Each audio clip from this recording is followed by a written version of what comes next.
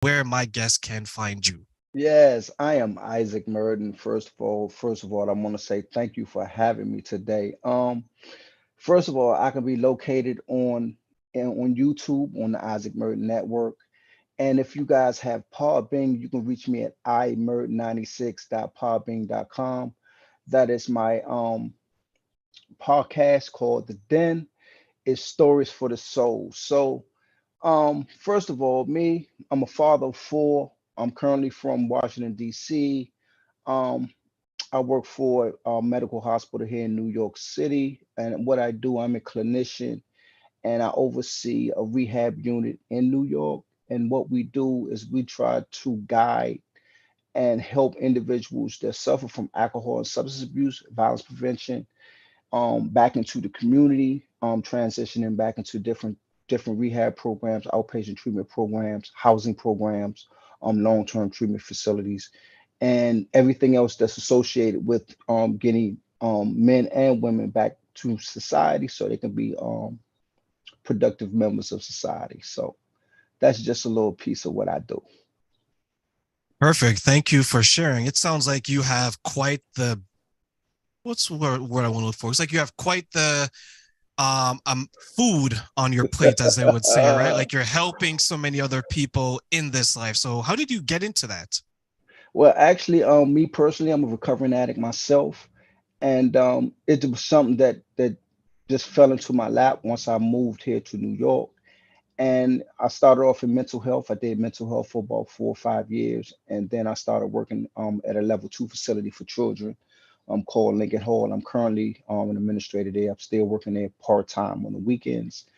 And then from there, I got into substance abuse, which was very rewarding because for one, I can relate to it, and for two, it was challenging. And I've been doing that now almost 25 years also. So yes, my plate is pretty full, with the work and then being a full-time dad and a full-time husband, as you know, it just doesn't stop. But you know what? I never complain and I'm loving every minute of it.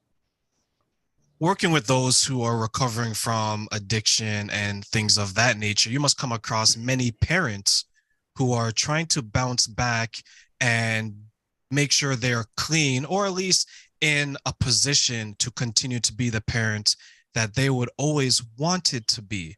Have you come across that type of scenario as well? I come across those types of scenarios every day. 80% of our population is men, and 75% of the population that are men, they are fathers, and due to addiction has taken them away from their fatherly responsibilities. And you know when you're talking about addiction and dealing with addiction, it's either one or the other. It's either your addiction or trying to be a parent, productive citizen in society, husband, boyfriend, partner, whatever the case may be. And many times they choose their addiction. So what happens is many of these fathers are out of the homes, out of their kids' life. And one of the things that come up a lot of times in our group sessions is fathering. They talk about how much they've been out their kids' life, and many of them talked about how their kids has turned out to be just like them. I know when I speak to a few people who are recovering from addiction, they tell me a story, and sometimes it's painful to hear that you don't beat it, meaning that you don't ever get rid of it. It's something that you have to continue to walk that path and walk that journey to remain away from the addiction. Is that accurate to say? It is very accurate. Addiction is a lifelong process. It's an everyday process. For some individuals, it's an hourly process, and it's a minute process, depending on where you are in your addiction. One thing I express when I talk to my guys, I say, the longer that you're clean, the harder you have to fight, because you're only a one decision away. It's only one decision, and that one decision can ruin the rest of your life, because addiction is mean. It has no friends. It has no love for you. The ultimate goal for addiction is to dominate, persecute, and you know, last but not least, kill you. That must be a tough path to walk, not only for yourself because you're recovering from it, but you're also helping others because there's probably people out there who are thinking, I can't ever be in a position where I would choose something else over my children. But you don't know what that person is going through because that's how strong that addiction and that scenario is. What are some of the ways that maybe someone like me who doesn't maybe suffer from an addiction can understand and be a resource to those who are recovering from addiction and trying to be the best father or mother that they want to be? You could keep it really simple. Just use your life experiences. Talk about some of your personal struggles, because just because you're not a victim of addiction, you most definitely can teach somebody how to live life on tie life terms, and really that's where it starts. Most of our men, that are suffering from addiction, they also have childhood trauma. They suffer from different, not just childhood trauma, but different types of trauma. They've been physically and emotionally abused. Some has been sexually abused. And so, as men, we're very prideful. So it's like, I'm not going to talk about that. So what happens is that they stuff it and it sits in the pit of their belly, and they don't have the self-confidence and they don't trust. So what happens, a lot of them turn to the disease of addiction just to try to deal with the excess of trauma that they go through. And that's just one level of it. What are some of the other ways that fathers, particularly, are trying to fight against when it comes to the issues and maybe some of the stigma of raising good children as a father? When it comes to addiction and fatherhood and the stigmas that come along with being a good fatherhood in that same realm, you can't worry about the stigmas. The one thing I always say, it takes work, and it takes vulnerability, and it takes resources, and having a network, and having people in your life that what you can pick up the phone, and that you can call and you can talk to, and you can express to whoever is in your network what's going on, how you feeling, and you can get some comparable, if some suggestions, and some tough love, because it is not easy. Being a father myself for four, my first three kids, due to my addiction, I wasn't in their life.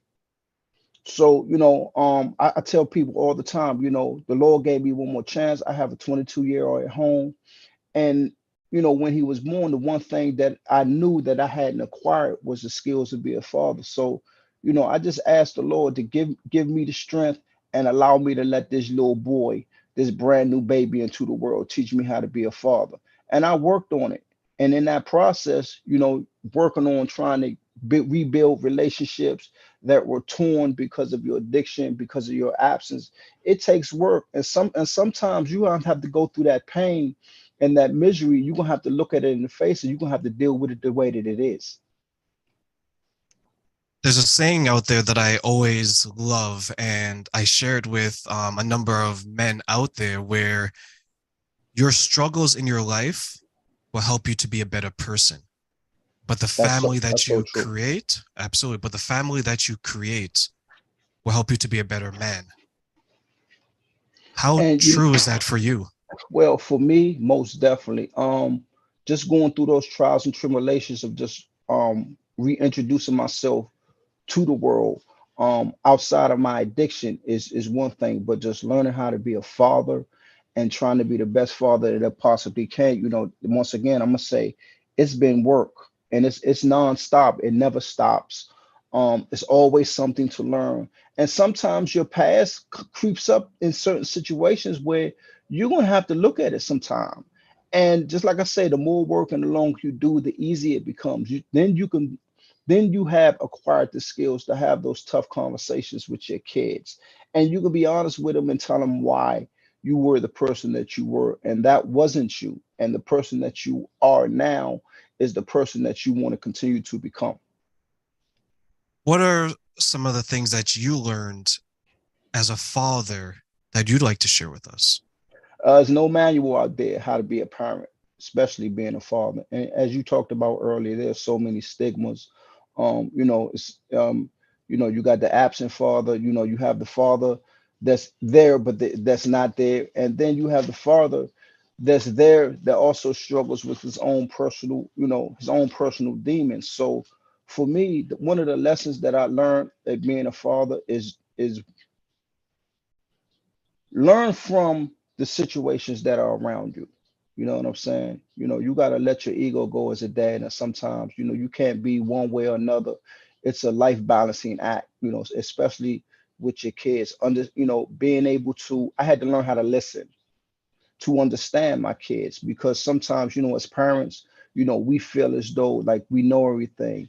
And one thing I tell my kids, even my youngest boy, I said, look, I'm not no better than you. I've made many mistakes, but I've lived longer than you have to teach you the mistakes that I've made so you won't make them. So I had to go through that process, which was, it had its ups and its downs, but eventually it smoothed right out. Was that a difficult journey for you to say that, hey, I may not know everything, but I have the experience, and now you're going from maybe telling it to more of a listening type of role?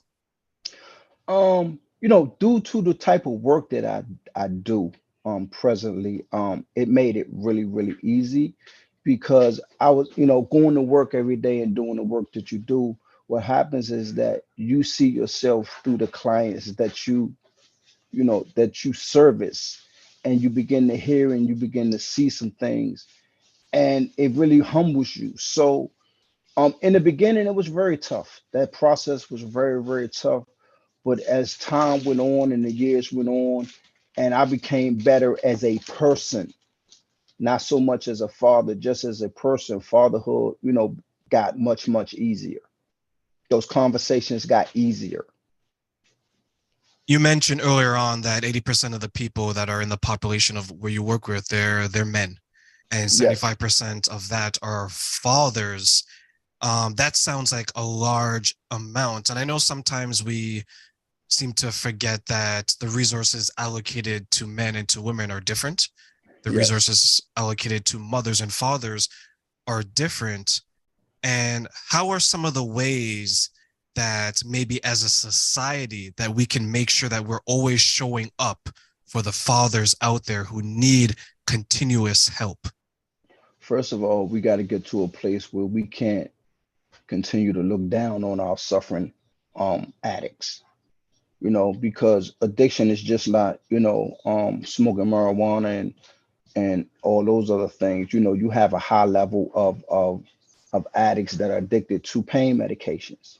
You understand what I'm saying? So it's like, the addiction is very, very widespread, and we have to embrace the disease again, because it's right in our face, it's right in our back doors, and it's something that we can't continue to kind of look away and think that it's going to go away. We have to continue to provide federal money and viable resources, not just residential treatment, outpatient services, mentoring services. We have to provide job opportunities, vocational educational opportunities, and they have to be affordable, because one of the stigmas about recovery is that many of our men, they come in, they have no viable skills at all. So getting them into a place where, we can get them back into vocational training schools and teaching them how to read and write and teaching them how to communicate properly. Those are essential tools that we all need in order to be successful citizens in society. Does that mean that sometimes those who aren't a part of the addiction community is to a degree not as understanding and as compassionate as maybe those who are in the addiction community would need them to be? Well, sometimes it goes both ways. You have a certain percentage of individuals that's not in that community. They aren't compassionate because they don't look at the world the same way we look at the world. And then you have people that's in that community that understands that addiction, but they're all, the stigma is, when you're going to get it right, when you're going to get your life together, why you keep doing what you're doing. So it's a mixed bag, as far as that question is concerned, because the stigma is most definitely there. It's most definitely there, and it's not going to go nowhere. And you have to also remember, there's a certain percentage of individuals that hide their disease, and they continue to get up and go to work and be productive and still take care of their personal responsibilities. But that don't mean they still don't suffer from the disease of addiction. For those who are watching on Facebook, YouTube, and my social media, please subscribe, follow, and share for more incredible interviews like the one we have with Isaac today. And we will be back for